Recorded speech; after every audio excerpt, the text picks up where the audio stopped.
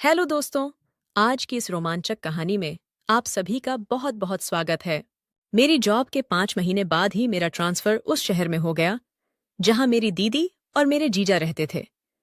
मैं उनसे मिलने के लिए बहुत खुश थी क्योंकि मेरे जीजा जी के साथ मेरा दोस्ती वाला रिश्ता था और दीदी से तो मेरी हमेशा से ही खूब पटती थी। 4-5 दिन में ही मैं अपना सारा सामान लेकर उनके घर पहुंच गई। वो लोग भी मेरे आने से बहुत खुश थे। मेरी दीदी के 2 प्यारे प्यारे बच्चे थे और मुझे उनके साथ खेलना बहुत पसंद था। एक बार की बात है, मुझे 5 दिनों के लिए दूसरे शहर में एक मीटिंग के सिलसिले में जाना पड़ा। मैंने दीदी और जीजा जी को मीटिंग के बारे में बताया और अपना कुछ सामान लेकर वहां से निकल गई। लेकिन जैसे ही मैं फ्लाइट में बैठने वाली थी, तभी हमारे बॉस ने बताया कि जो विदेशी लोग हमसे मीटिंग करने के लिए आ रहे थे, वो अब नहीं आ पाएंगे। दरअसल वहां पर मौसम खराब होने की वजह से उनकी सारी फ्लाइट कैंसिल हो गई है, इसलिए वो इस हफ्ते नहीं आएंगे। अब ये मीटिंग 2 हफ्ते के बाद रखी जाएगी। मीटिंग कैंसिल होने की वजह से मुझे वापस अपनी दीदी के घर लौटना पड़ा। जब मैं वापस पहुंची तो मैंने देखा कि दरवाजा अंदर से बंद था। मैंने काफी देर बेल बजाई लेकिन किसी ने भी दरवाजा नहीं खोला। फिर मुझे ऐसा लगा कि शायद बेल ही खराब हो गई है। उसके बाद मैं बहुत देर तक दरवाजे को खटखटाती रही, लेकिन किसी ने भी दरवाजा नहीं खोला। अब मुझे थोड़ी सी टेंशन होने लगी थी कि कहीं दीदी को कुछ हो तो नहीं गया है, क्योंकि जीजू भी सुबह ऑफिस चले जाते हैं और सीधा शाम को ही वापस आते हैं और अक्सर जीजू अपने काम के सिलसिले में शहर से बाहर ही रहते हैं। बच्चे भी स्कूल गए होंगे तो इस वक्त दीदी घर में अकेली ही होंगी। कहीं ऐसा तो नहीं कि उनकी तबीयत खराब हो गई हो। मुझे बहुत टेंशन होने लगी। मेरे पास कोई दूसरी चाबी भी नहीं थी। इस वजह से मैं उनके घर के अंदर जाने का रास्ता ढूंढने लगी। जब मैं पीछे की तरफ गई तो मैंने देखा कि उनकी किचन की खिड़की खुली हुई थी, जिसे देखकर मुझे थोड़ी तसल्ली मिली। मैं तुरंत ही खिड़की के रास्ते घर के अंदर कूदी, लेकिन मुझे दीदी कहीं दिखाई नहीं दे रही थीं। तभी थोड़ा आगे बढ़ने पर मुझे डाइनिंग टेबल पे कुछ गुलाब के फूल रखे दिखाई दिए और दीदी के कमरे से कुछ अजीब सी आवाजें आ रही थीं, इसलिए मैं उसकी तरफ बढ़ गई। उनके कमरे का दरवाजा थोड़ा सा खुला हुआ था। तभी मैंने सामने वो नजारा देखा जो मुझे नहीं देखना चाहिए था। मेरी दीदी और जीजू आपस में खोए हुए थे और दीदी मेरी जीजू के साथ वो सब कर रही थीं। वो दोनों पूरे जोश में थे और शायद इसीलिए उन्हें डोरबेल की कोई आवाज नहीं आई। मैं तुरंत ही पीछे हट गई, क्योंकि उनके इस तरह के पलों को मुझे नहीं देखना चाहिए था। मैं मन ही मन बड़ी शर्मिंदगी महसूस करने लगी थी कि मैंने उन्हें इस तरह की अवस्था में देख लिया। मुझे लगा कि मुझे वापस बाहर जाना होगा, क्योंकि अगर उन्हें पता चला कि मैं इस तरह से अंदर आ गई और मैंने उन्हें वो सब करते देख लिया, तो उन लोगों को भी बहुत शर्मिंदगी महसूस होगी। मैं तुरंत ही खिड़की के रास्ते वापस बाहर निकल आई। मैंने सोचा कि ऐसा करती हूँ, किसी रेस्टोरेंट में जाकर 2-3 घंटे बिता आती हूँ। तब तक वो दोनों अपने प्यार भरे पलों को एंजॉय कर लेंगे। यही सब सोचकर मैं वहीं के एक फेमस होटल में पहुंच गई। अभी मैं वहां बैठकर अपने आर्डर का इंतजार ही कर रही थी कि तभी मैंने जीजू को कुछ लोगों के साथ बाहर निकलते हुए देखा। उन्हें देखकर तो मेरे होश ही उड़ गए कि जीजू तो घर पर थे, लेकिन फिर वो अचानक यहाँ कैसे आ गए। ये मेरे लिए बहुत ही हैरान कर देने वाली बात थी। इसलिए मैं अपने कदमों को रोक नहीं पाई और तुरंत उनके पीछे गई। मैंने उन्हें कई बार आवाज दी। मेरी आवाज सुनकर वो पीछे पलटे और मुझे वहां देखकर वो खुद बुरी तरह से चौंक गए। वो बोले कि तुम तो बाहर जाने वाली थी, फिर तुम यहाँ क्या कर रही हो? मैंने कहा कि जीजू, दरअसल अचानक से मेरी मीटिंग कैंसिल हो गई थी, लेकिन आप यहाँ क्या कर रहे हो?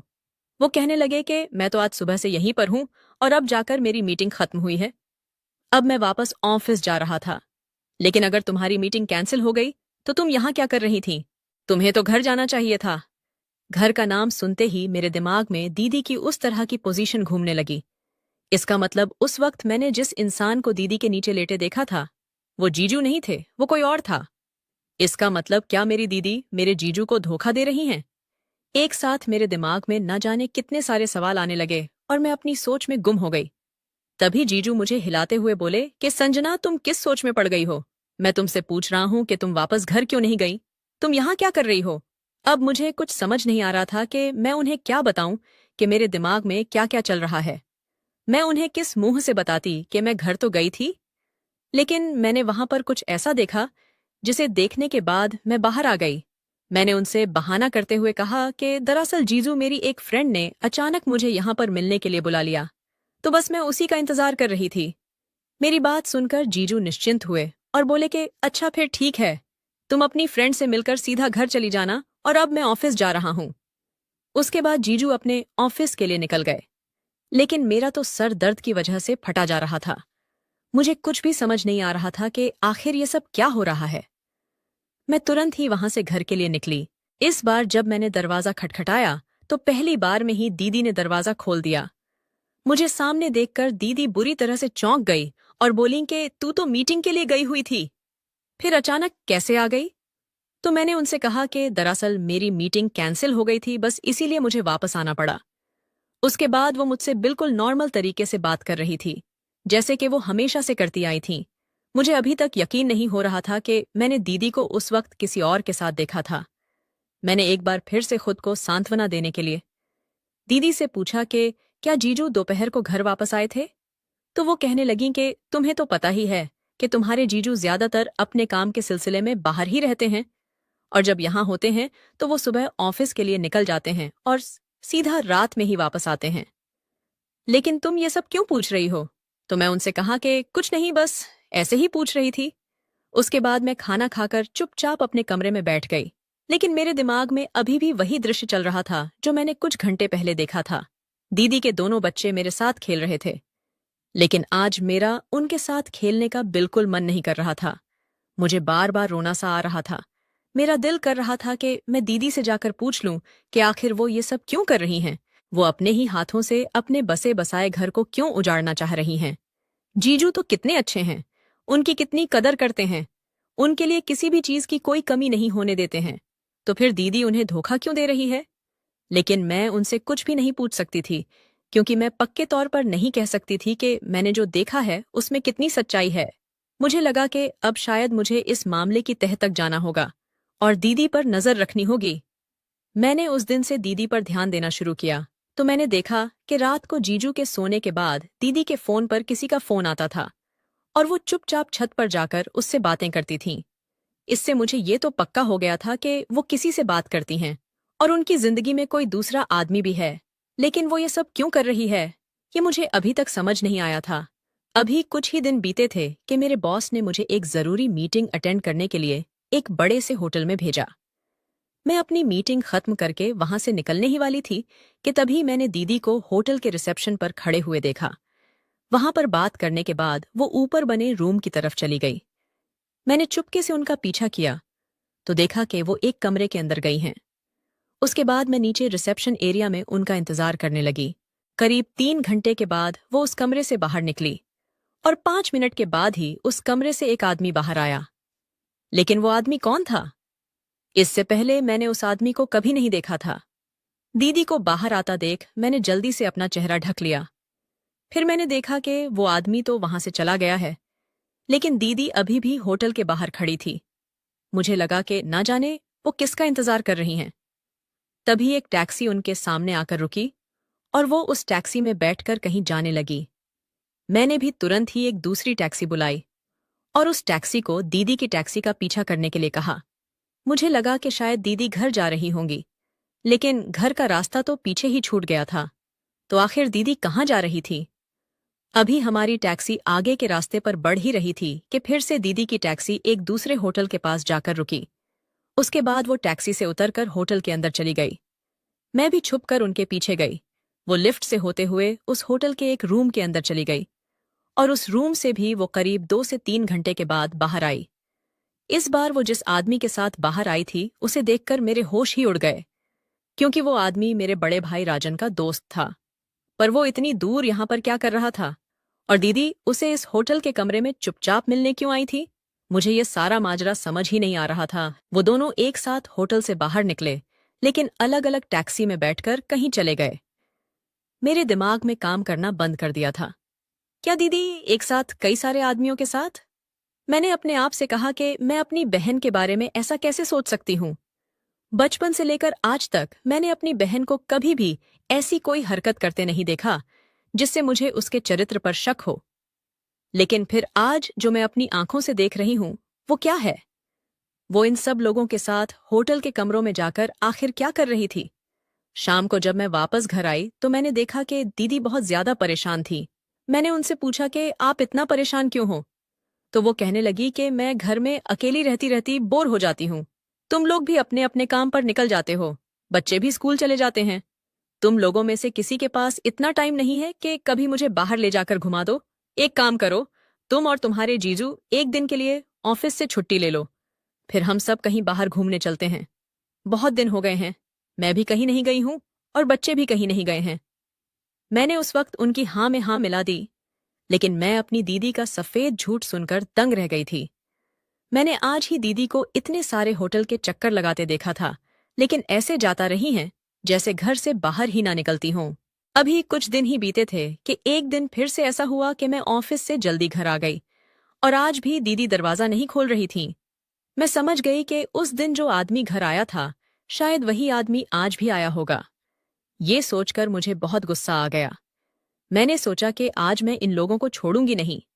दीदी जीजू के साथ बहुत गलत कर रही हैं। उन्हें एक बार भी अपने बच्चों का ख्याल नहीं आता है।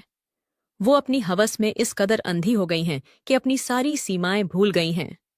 मैं तुरंत ही किचन के रास्ते घर के अंदर पहुंची तो देखा कि अंदर तो सब कुछ बिखरा हुआ पड़ा था। तभी दीदी के कमरे से उनके चीखने की आवाज आई। मैं तुरंत ही उनके कमरे में पहुंची तो मैंने देखा कि वही पहले वाला आदमी दीदी के साथ जबरदस्ती करने की कोशिश कर रहा था। मैंने आओ देखा ना ताओ, और तुरंत ही पीछे से उसके सिर पर डंडे से वार किया। वो तुरंत ही बेहोश होकर जमीन पर गिर गया। मुझे सामने देखकर दीदी मेरे गले लगकर रोने लगी और बोली कि संजना, तूने सही टाइम पर आकर मुझे बचा लिया। मैंने दीदी से पूछा कि ये आदमी कौन है और यहाँ क्या कर रहा था। दीदी मुझे कहने लगी कि ये एक चोर था और यहाँ चोरी करने आया था। मैंने दीदी से कहा कि अब मैं आपका एक और झूठ बर्दाश्त नहीं करूंगी। आपकी झूठी बातें सुन सुनकर मेरे कान पक चुके हैं। मेरी बात सुनकर दीदी हैरत भरी नजरों से मुझे देखने लगीं। मैंने उनसे कहा कि आपको क्या लगता है कि मुझे आपकी काली करतूतों के बारे में कोई जानकारी नहीं है? मैं कुछ ही दिन पहले आपको और इस आदमी को इसी कमरे में गंदी हरकतें करते देख चुकी हूँ। और तो और मैंने आपको इस आदमी के साथ होटल के कमरे से बाहर निकलते हुए भी देखा था। मेरी ये बातें सुनकर दीदी की आंखें फटी की फटी रह गईं। वो तुरंत ही मेरे पैरों में गिरकर रोने लगी और गिड़गिड़ाने लगी कि संजना, इस सब बारे में अपने जीजू को कुछ मत बताना। मैं तुम्हारे आगे हाथ जोड़ती हूँ, मेरा बसा बसाया घर बर्बाद होने से बचा लो। मैंने उनसे कहा कि आप अपने ये मगरमच्छ के आंसू कहीं और बहाना। आपको ये सब हरकतें करते हुए एक बार भी शर्म नहीं आई। आप ना जाने कितने आदमियों के साथ कितने होटल के कमरों में जा चुकी हो। मैंने आपको राजन भैया के एक दोस्त के साथ भी देखा था। अरे, आप जैसी औरत को तो डूब मरना चाहिए, जो बाकी औरतों का भी नाम खराब करती है। दीदी कहने लगी कि तुम सच कह रही हो संजना, मेरे जैसी औरत को जिंदा रहने का कोई हक नहीं है, तिर्यक है। उसके बाद वो तुरंत ही दौड़कर अपनी अलमारी के पास पहुंची और उन्होंने उसमें से एक बंदूक निकाल ली। वो अपने सिर पर गोली चलाने ही वाली थी कि तभी मैंने उनका हाथ पकड़कर उनसे बंदूक छीन ली। ये सब देखकर मैं भी बुरी तरह से घबरा गई थी। मैंने उनसे कहा कि अगर आपको अपने के पर इतनी ही शर्मिंदगी है तो आप ये सब कर ही क्यों रही थी? वो कहने लगी कि ये सब मैं अपनी खुशी से नहीं कर रही थी, बल्कि मैं मजबूर थी, क्योंकि ये आदमी मुझे ब्लैकमेल कर रहा था। दीदी के मुंह से ब्लैकमेलिंग की बात सुनकर तो मैं दंग रह गई।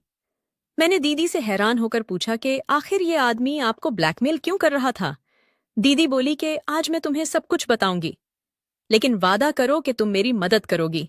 मैं इस जाल में बुरी तरह से फंस चुकी हूं और अब इससे निकल पाना मेरे अकेले के बस की बात नहीं है। मैंने उनसे कहा कि अगर आप मुझे सब कुछ सच सच बताएंगी तो ही मैं आपकी मदद करूंगी। उसके बाद मैंने और दीदी ने उस आदमी को एक कुर्सी पर अच्छे से बांध दिया और उसके मुंह पर कपड़ा लपेट दिया। मैंने दीदी को पानी पिलाया और उन्हें थोड़ा शांत किया। उसके बाद उन्होंने मेरे सामने अपने अतीत के वो पन्ने खोलने शुरू किए जिनके बारे में आज तक कोई नहीं जानता था। दीदी ने कहा कि शादी से पहले जीजू उन्हें बहुत प्यार करते थे। आए दिन कभी डेट पर ले जाते थे तो कभी बाहर घुमाने ले जाते थे, लेकिन बच्चे होने के बाद जीजू ने उन पर ध्यान देना बिल्कुल बंद कर दिया। दीदी ने इस चीज की शिकायत कई बार जीजू से की कि वो उन्हें समय नहीं देते हैं, लेकिन जीजू हर बार उन्हें यही जताते थे कि वो उन लोगों के लिए ही तो मेहनत कर रहे हैं और रुपए कमा रहे हैं। दीदी ने उन्हें कई बार समझाने की कोशिश की कि सिर्फ पैसा ही सब कुछ नहीं होता है। पैसे से हर ख्वाहिश पूरी नहीं की जा सकती है। उन्हें जीजू के समय की जरूरत है, लेकिन जीजू ये सारी बातें समझने को तैयार ही नहीं थे।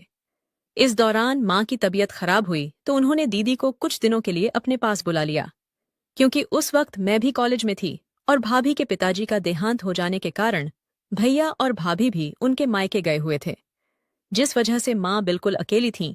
उसके बाद जब दीदी वहां पहुंची तो बच्चों का ध्यान रखने के लिए राजन भैया का दोस्त संजय अक्सर घर आ जाया करता था। ना जाने कैसे, लेकिन उसने दीदी के चेहरे की उदासी को भांप लिया था।